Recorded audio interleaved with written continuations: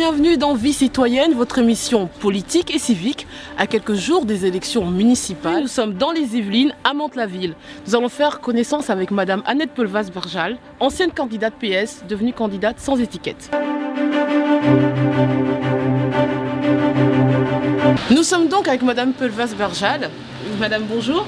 Bonjour. Vous êtes ancienne députée maire de Mantes-la-Ville, oui. Donc déjà connue de vos habitants. Mais pas seulement au niveau local, puisqu'il y a quelques années, vous avez été agressé physiquement par l'ancien président du Front National, M. Jean-Marie Le Pen, sous le feu des projecteurs. Et ces images ont été reprises par tous les médias. Mais que s'est-il passé exactement et comment l'avez-vous vécu personnellement? Il s'est passé que j'étais le grain de sable dans un engrenage j'aurais pas dû être là ce jour-là, à cette heure-là. Je devais passer pour aller sur un marché proche.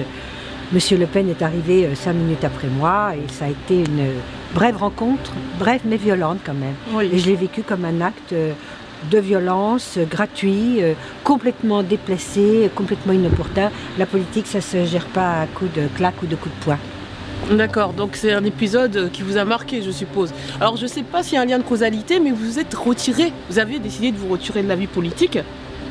Et donc, quelle grande surprise que de vous voir à nouveau candidate aux élections municipales du 23 et 30 mars prochain, je le rappelle, en tant que candidate sans étiquette. Que s'est-il passé? Pourquoi avez-vous changé d'avis? Je me suis retirée de la vie politique pour des raisons personnelles. Ça c'est clair, tout le monde le sait maintenant. Pourquoi je reviens? Parce qu'on me l'a demandé. Parce qu'il y a des choses qui ne vont pas très bien dans cette ville. Et donc, on m'a dit revenez, remettre un petit peu d'ordre. Voilà. D'accord, donc c'est en fait les habitants qui vous ont sollicité. Oui.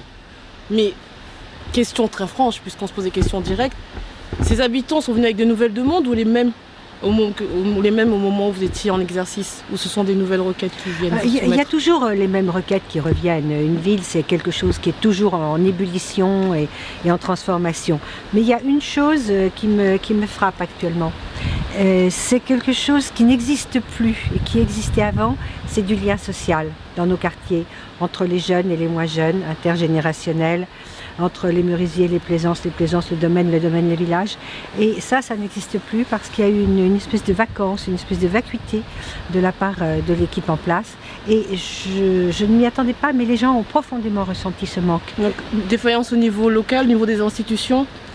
Au niveau des élus? Au niveau des élus, tout simplement, au niveau des élus en place, défaillance, absence. Cela suppose que vous reconnaissez certainement vos torts ou vos propres défaillances quand vous étiez en exercice? Oui, quand on prend un recul de la vie politique volontairement pendant quelques temps, on est forcément amené à se remettre en question, à s'interroger. Qu'est-ce que j'ai fait? Qu'est-ce que j'ai pas fait? Qu'est-ce que j'aurais dû faire? Qu'est-ce que j'ai raté? Qu'est-ce que j'ai réussi aussi? Ça s'appelle le droit d'inventaire, qu'on s'applique à soi-même. D'accord. Mais Madame Peulvas, on arrive à la fin de l'interview. Alors je sais que les campagnes électorales sont toujours difficiles, on parle parfois de guerre. Donc qu'en est-il à Mantes-la-Ville? Nous sommes à quelques jours du premier tour et la situation est tendue. Je pense qu'elle est tendue dans toutes les communes de France parce qu'il y a de véritables enjeux, politiques ou personnels dans certains cas. Mais ici, c'est vraiment très dur, je trouve.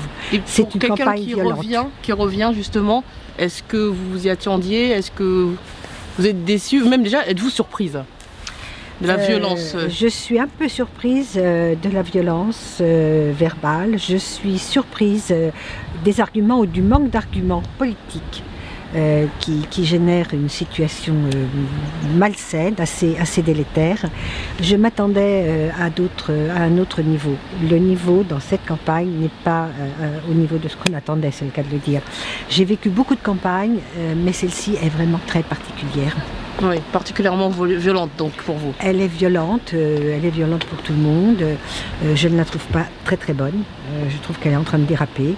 Et les arguments ne sont pas à la hauteur de ce que les Montevillois attendent quand on les croise tous les jours dans les rues. Ben justement, cette situation en politique qui n'est pas spécifique à Mantes-la-Ville, est-ce qu'elle ne va pas jouer justement en défaveur de la politique en général, déjà ce qui se passe au niveau national?